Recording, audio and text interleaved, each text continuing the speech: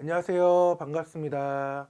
한묵남 매일 성경 1월 9일 월요일 민수기 5장 11절에서 39절의 말씀을 통하여서 하나님께서 주시는 지혜와 지식으로 말씀이 깨달아지고 깨달아진 그 말씀을 가지고 삶을 사는 저와 여러분 되기를 간절히 소망합니다. 우리 말씀 잘 읽으셨죠? 우리 어제의 개요 기억하신지 모르겠지만은 어제는 그 부정한 사람들에 대한 격리, 부정한 일을 행한 사람에 대한 배상에 대해서 나눠서 한 사람의 죄는 반드시 공동체와 연결되어 있으며 한 사람의 죄는 곧 공동체 전체의 정결과 안전에 지대한 영향을 준다는 것을 우리가 어제 살펴 좀 보았습니다.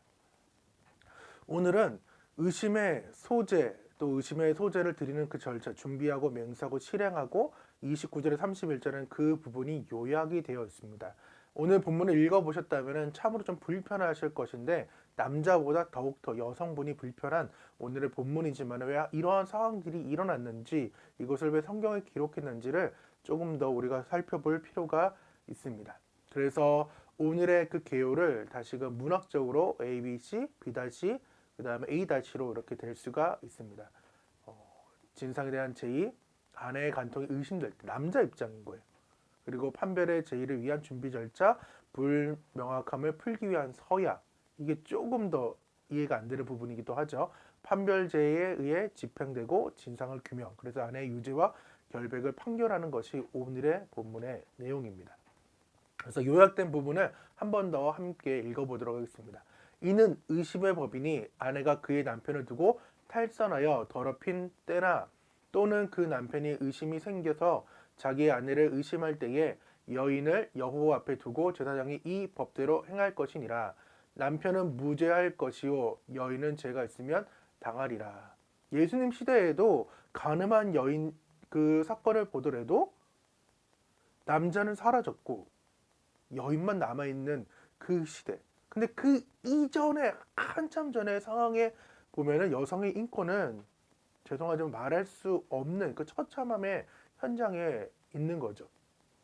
그래서 오늘 배경을 좀 읽어보면은 고대 근동에서 여성의 지위는 현저하게 낮았다. 뭐 지금도 낮은 상황이라고 할 수 있지만은 그 당시에는 아예 엄청 낮았죠.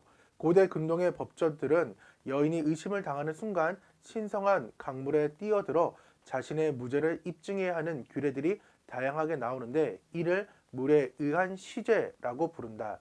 이 재판에 들어가게 되면 여성은 대개 무죄를 입증하기 어렵다.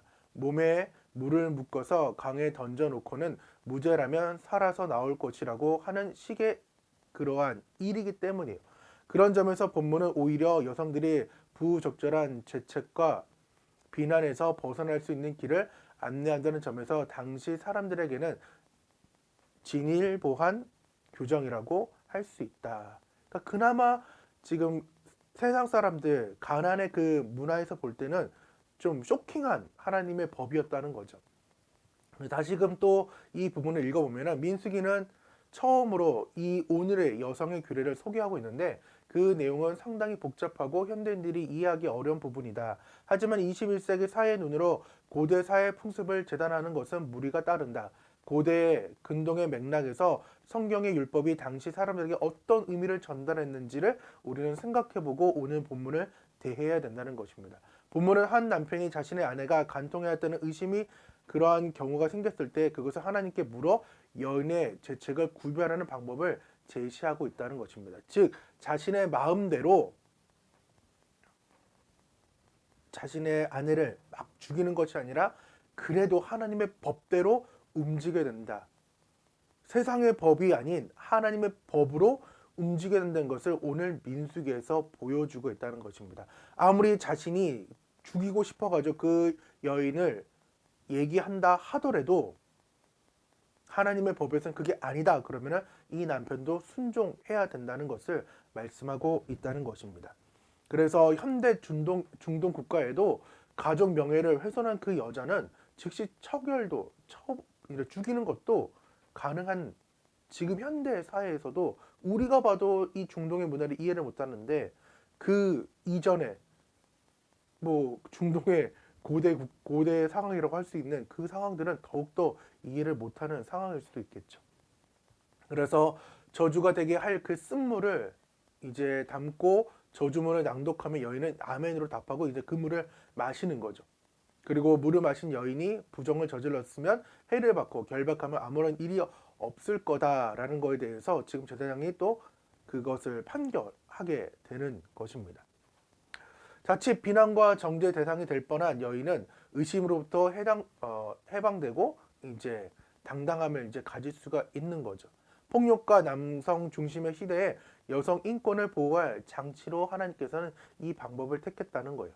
남자나 여자나 모두 보호받아야 되는 상황이지만은 이 당시의 여인들은 그러하지 못했기 때문에 고대 근동의 그 배경을 이해했지만은 바위 뭐 돌덩어리를 딱 안고 묶어놓고 강에 던졌는데 어떻게 누가 나올 수 있겠어요? 하지만 최소한 하나님은 그 저주가 담긴 이러한 쓴물을 이제 마시고 저주문을 낭독하는 그러한 상황들도 있지만은 그래도 그 당시 문화의 사람들이 볼 때는 하나님의 이 법이 그래도 보호하는 여성의 최소의 인권이었다는 것을 오늘 본문을 통해 좀 알았으면 좋겠습니다. 그래서 오늘의 좀 마무리는 좀 상황이 좀 그렇지만 여성에게는 너무 가혹한 잣대지만은 이게 시대적 한계였다라고 저는 좀 마무리를 짓고 싶고, 그래서 적용을 할 때에 성적 이 순결은 남성과 여성 모두 해당되며 신이 더 깊은 사랑으로 부부간의 그 사랑이 이루어져야 되고, 또한 자녀들에게도 이 더 깊은 사랑으로 나아가야 돼요. 또한 오늘 말씀을 보고 있는 학생 청년들이 있다면은 내가 이루고 싶은 아름다운 가정을 위해 기도를 해야 돼요. 세상의 문화가 어떤 거예요? 선관계 후 고백하는 거죠. 그러한 문화가 아니라 기독교인이란 인이고 기독 청년, 기독 학생이라고 하면은 이러한 문화가 남자친구가 다가왔을 때, 또한 다른 친구가 이런 일을 벌였을 때 성경적인 관점을 가지고 자기의 친구들을 또한 기독교적으로 가리키고 알려주고 교회로 이끌어서 우리 모두가 성결을 지킴으로 아름다운 성으로 마지막에 아름다운 가정을 이루길 간절히 소망합니다.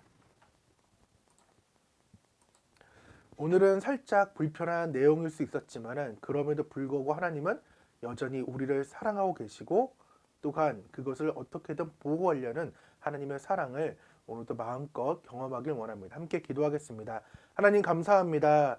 오늘은 조금 불편한 말씀일 수 있지만은 하나님께서 그래도 고대 근동에서 여인을 보호할 수 있는 최소의 법을 마련했던 사실을 알고, 또한 현대에 와서 우리가 적용할 점은 어떻게 하면 하나님의 아름다운 성을 지키고 또한 아름답게 보존하고 나아갈 수 있을지를 내가 성전인 이 몸을 아름답게 가꾸게 도와주셔서, 또한 부부로서의 신이 또한 더 깊은 사랑으로 나아가게 도와주시고 그것을 자녀들에게 비춰지게 도와주시며, 또한 기독 학생, 기독 청년들은 내게 맡겨질 그 남자와 여자를 하나님께서 기독교의 그 시선을 관점을 가지고 또 믿지 않은 친구들이라면 또 믿고 있는데 이런 관점이 없는 친구들에게 내가 먼저 순결을 지키고 또한 그들에게 하나님의 법을 알려줄 수 있는 귀한 시간, 또한 나를 지킬 수 있는 귀한 시간 될 수 있도록 도와주셔서 주님께서 함께 하실 걸 믿사오며 살아계신 예수님의 이름으로